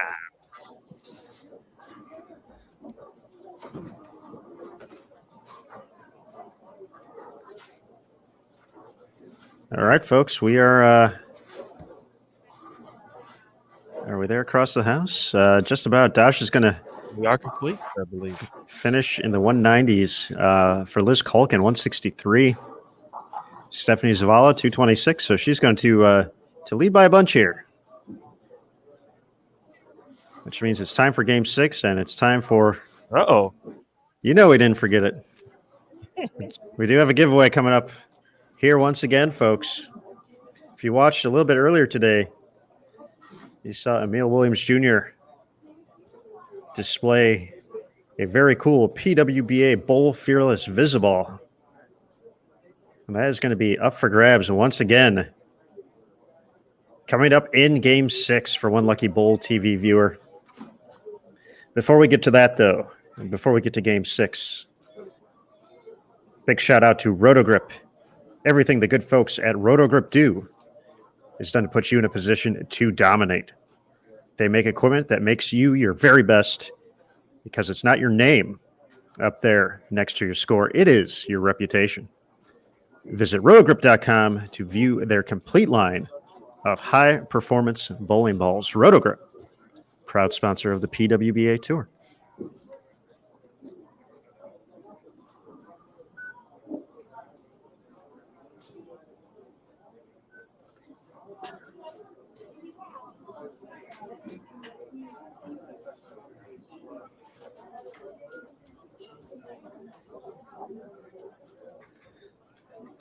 So looking at the scenarios here, how things can change. Our top four players have created some distance from the rest of the field. However, the matchup now for the 2, 3, and 4 spots with that switch has heated up and should be intense heading into this final game.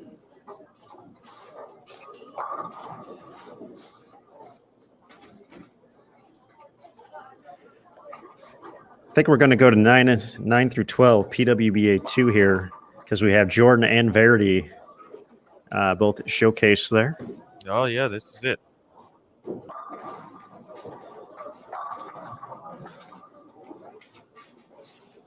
If there's any... she broke that pattern, though. So I was going to say, Verity had gone through that 190, 230, 170, 210, and then finally put it all together for 260 in Game 5.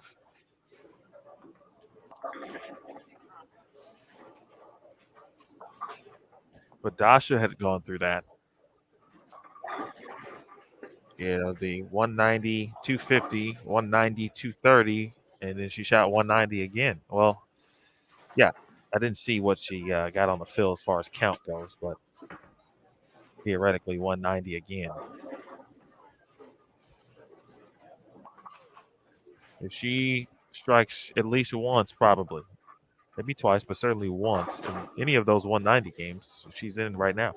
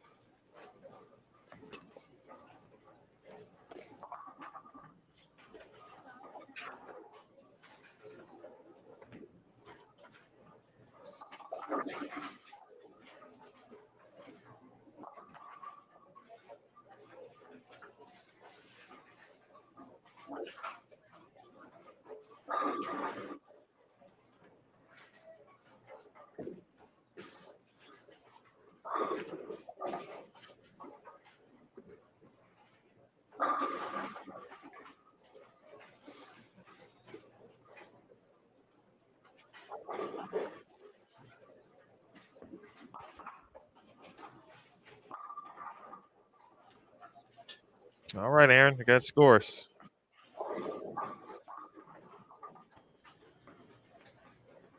Let's do it. Stephanie Zavala, plus 489. Going to be the top seed here at the PWBA BVL Open with a game to go. It's fair to say. Verity Crawley, as you mentioned, now second, plus 264. Rihanna Klimmer, third, 10 pins behind Verity at plus 254. Jordan Richard, fourth, at plus 245, 9 pins back of Klimmer for the third seed. Dasha Kovalova has some work to do, and she's going to need a little help. She is fifth at plus 187. Shannon O'Keefe, just under 100 back at plus 154. Lindsey Boomershine, seventh at plus 109. O'Keefe, sixth, by the way. Liz Colkin, eighth at plus 102. Danielle McEwen, ninth at plus 92. Daria Payok, 10th at plus 10. Summer Jasmine, 11th at minus 31. Taylor Boltice, 12th at minus 44.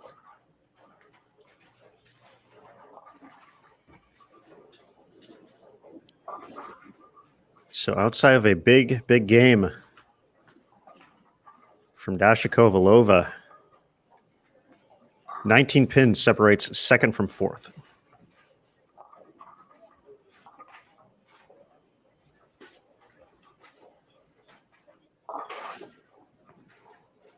And we said 58 pins between fourth and fifth at the moment.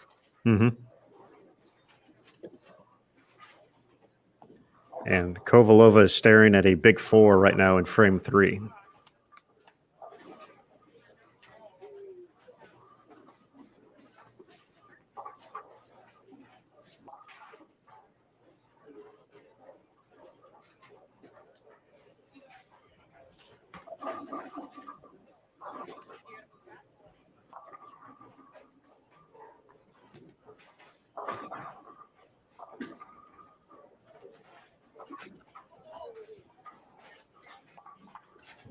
All right, looks like there was an adjustment made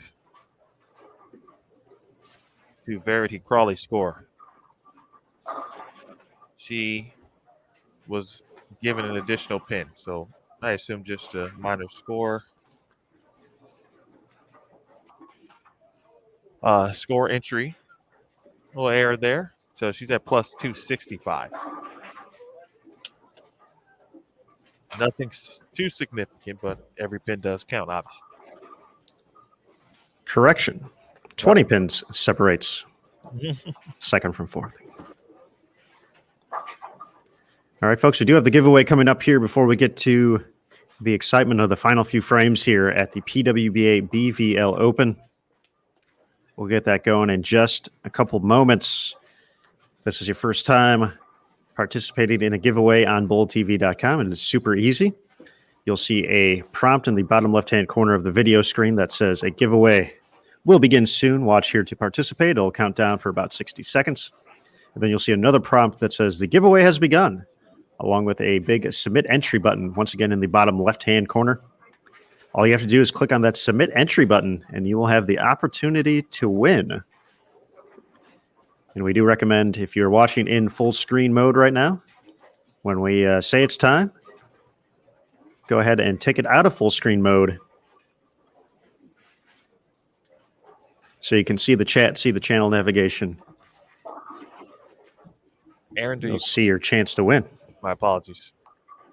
Do you want to display this one more time? Maybe there were some viewers who did not get a chance to watch this morning and don't know. Yeah. All right. Let's do the thing. Here we go. This is it. Uh-oh.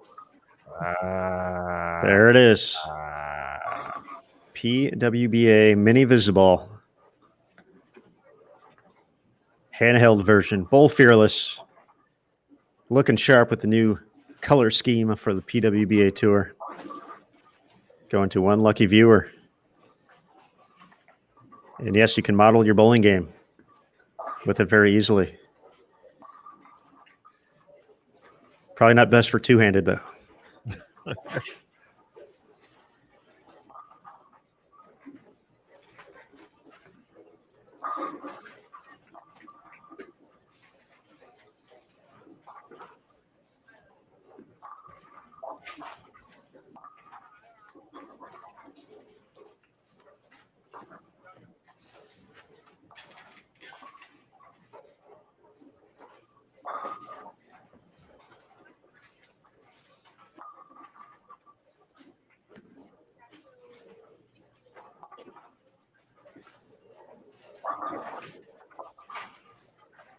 Who do we say is signing this one? It's going to be the overall round leader after round number 4. So, Stephanie Zavala. Okay. JP, that's a good question. Sure. I don't want to, devalue the Stephanie Zavala's autograph by adding mine to it, because she could be a Hall of Famer one day. But you already are a Hall of Famer, Emil. It was in his college's Hall of Fame. I set you up perfectly, and you went ahead and ruined the thing. Well, I mean, let's just be honest about it.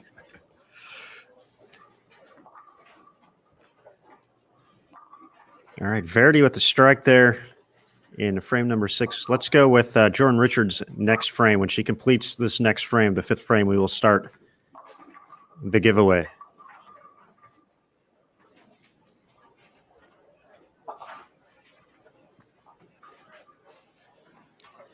Brianna Clemmer, early double, looking to stay clean through the first 6 frames.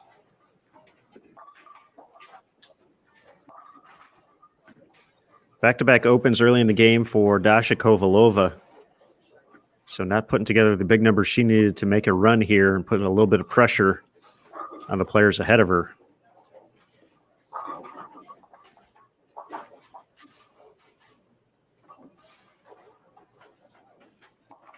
Jordan with the spare. Giveaway underway, folks. Good luck, everybody. Once again, wait for the submit entry button to appear on the screen.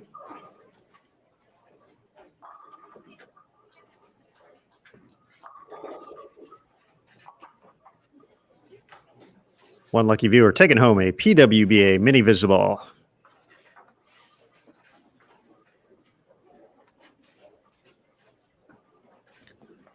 By the way, our It's a few frames past, of course, but that's our second foul on that pair.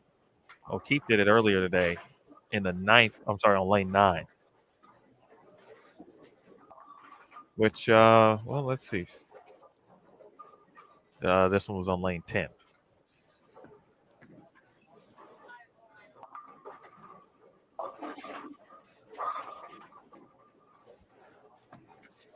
Good luck to all regarding the giveaway.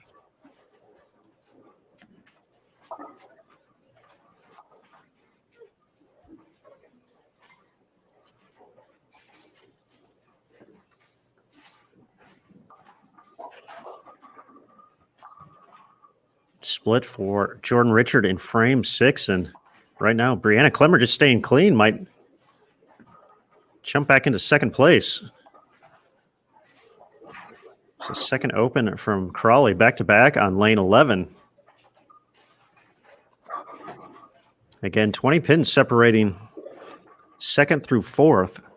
Then it was a 58-pin drop to fifth place, Dasha Kovalova, but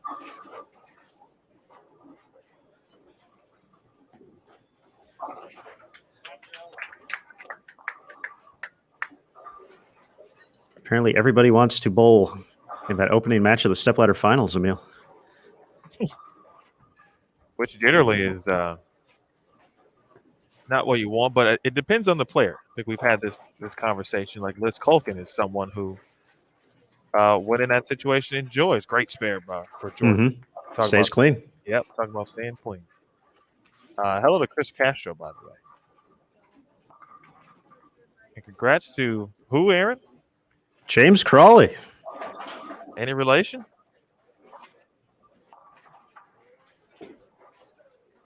Are we sending this to England?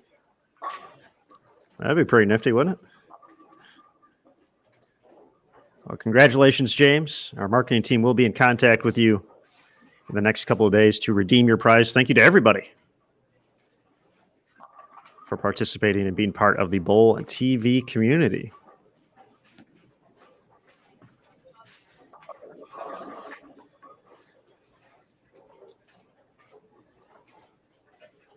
Emil, apparently I was the only one who that comment flew way over their head. I was like, why are you asking me that? And then all of a sudden it clicked. I'm like, oh, yeah, we have a competitor this week. I'm like, oh, where's the connection from? Oh, man. And then all of a sudden I was like, oh, yeah.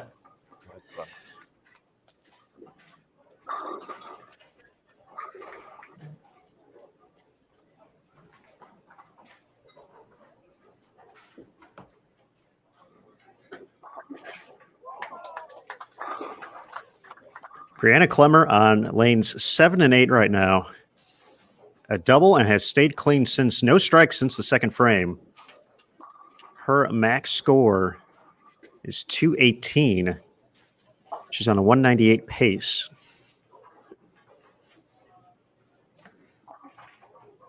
How about that? That's the second time today for Daria. 2.4810 conversion. You know, that, so there may be some disappointment overall, but she did make the top 12. And then her highest finish, I believe, this season since she's been back. And then to pick up two of those in a week, it's pretty good. Or in a day, I should say. And I know in talking to Daria before she made the trek here to the States, it was going to be she wasn't going to make it in time for Twin Cities, and essentially got here just a couple days before the Lincoln stop. So not necessarily she wasn't able to put in the training she was looking forward to do to prepare for a swing of the tour like this. So a lot of it was just going to be kind of learning as and getting back into the swing of things at events. So start off a little bit slow, but main match play at the Queen. So now top 12 finish here. Oh. Wow. Oh. Top 12 finish here at the BVL Open. Hashtag Team No 8-Pin. Hashtag Team No 8-Pin. A third open for Verti. Her max now 172. Clemmer with a strike in the 9th. So she is going to... Clemmer is definitely surpassing Verdi no matter what happens here. They were only...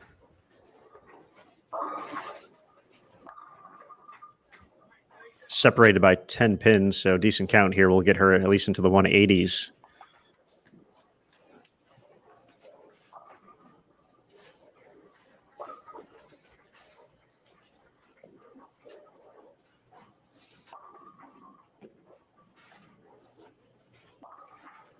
So some final movement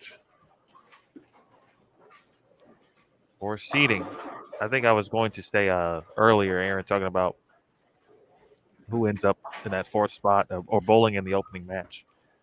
And we know that Liz Culkin, when she's been in that position, has thoroughly enjoyed playing that role and climbing the ladder, which is how she won her U.S. Open title. Some players enjoy that to get a read, an early beat on the lanes, and can kind of follow the transition and try to chase it a little bit better.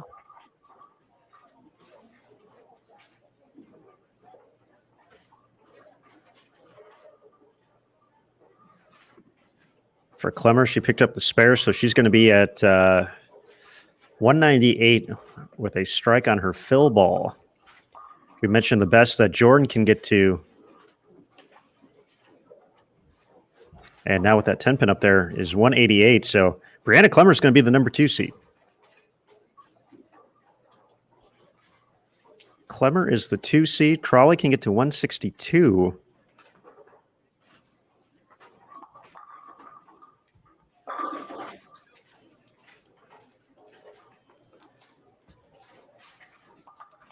So Jordan will have to find a way to double after not delivering a single actual strike this game, although she's picked up the spare after following and left a devastating 8-pin last time up on this lane. But we'll need a double. Essentially, that's just for lane choice then. So it looks like our opening match is going to be Jordan Richard versus Verdi Crawley. So, folks, if you like some rev rate on tour, we got you covered here. This is the week, without a doubt. Our semifinal match will feature Brianna Clemmer, the rookie, making her first championship round appearance. Tripping 4s and taking names. Jordan Richard gets that first strike.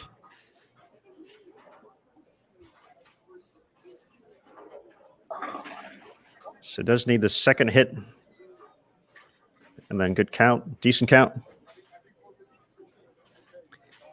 And then the winner of the semifinal matchup between Clemmer and either Jordan Richard and Verdi Crawley will take on Stephanie Zavala on her birthday, 25th birthday.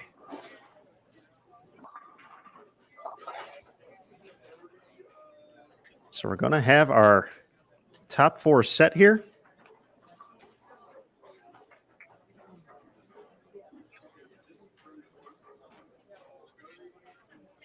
An interesting ebb and flow to the day. Scoring pace picked up in round 3. Round 4, it became a little tough there down the stretch. But we have our top 4 set. A fresh start in the single game matches of the stepladder finals in.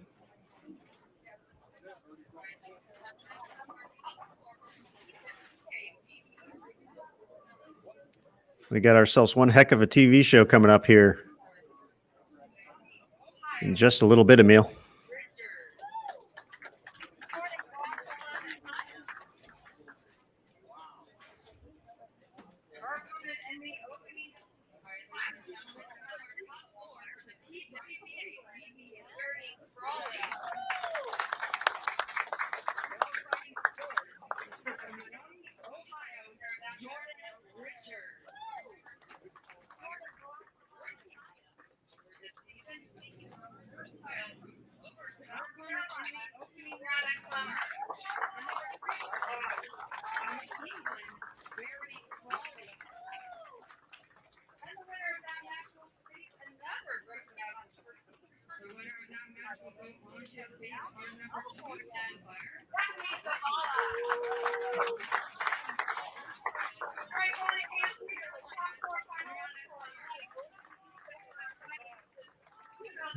Getting our introduction for the TV show here.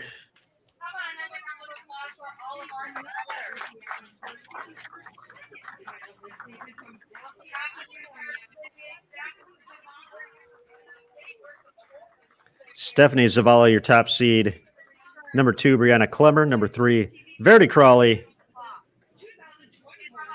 And our number 4 seed, Jordan Richard. There is your show for tonight's PWBA BVL Open, taking place at Farmingdale Lanes in Farmingdale, New York.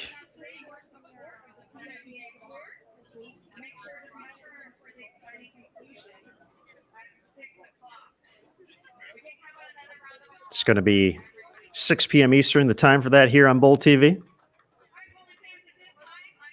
which is about a little less than 90 minutes. Yeah, so we got to get to work, as you know. That we do. All right, we're going to bring it back into the Bowl TV studio there. There's a look at Curtis. Doing his thing like it ain't no thing. Emil, all right, we are all set. Folks, PWBA BVL Open, stepladder finals set. Powerful lineup we have in store coming up 6 p.m. Eastern right here on BowlTV.com.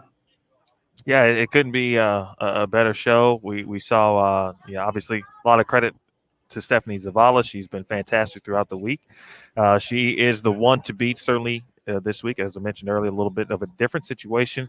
Still the top seed, like in Cleveland, but this time around, there's no wondering who was better this week. It's Stephanie Zavala to this point. Brianna Clemmer made her way last night and made some noise to move up the leaderboard. Obviously fell out of the top 2 for a little bit, and then, of course, reclaims that spot in the last game. Verity Crawley, what more can you say? Big 260 game, which really was the difference, I think, in solidifying her spot in the show. Of course, she was second for a game, but came back to the field at the top 4 just a little bit. But she'll be 3, and Jordan Richard did just enough to remain as well and fall off some challengers. Really, they all did. Verity fought off Dasha Kovalova and Liz Kolkin at one point throughout the day. Excellent stepladder finals, and it should be a fun one. Absolutely. So big thank you to the USBC and BPAA and their board of directors for their continued support of the PWBA Tour, to Kegel, the official lane maintenance provider of the PWBA Tour and USBC short and long duration events. Of course, our competitors this week at the BVL Open for putting on a show for us, but we're not done yet. 6 p.m. Eastern stepladder finals. And of course, you. Yes, you, the Bowl TV community. You guys rock. It's fun. You make it awesome for us, awesome for the competitors. We love the opportunity to bring this action to you. And we like it so much that we're going to give away 3 bowling balls during the stepladder finals. So an extra reason to not want to miss it. Chance to win a Rotogrip ball, a Storm ball, or a Brunswick ball. So big thanks to them as Gold Industry partners as well. So we have that coming up. And then, of course, big thanks to, we talked to John Laspina today, everything he does for the bowling community, from Maple Family Centers to Farmingdale Lanes and to bowlers, to Veterans Link BVL, of course, the sponsor this week.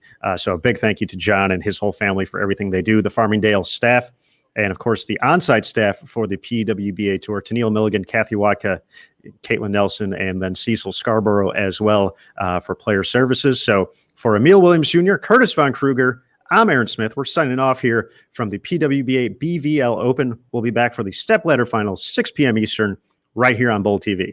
And remember, folks, on Bowl TV, bowling lives here. We will see you soon for the finals of the BVL Open.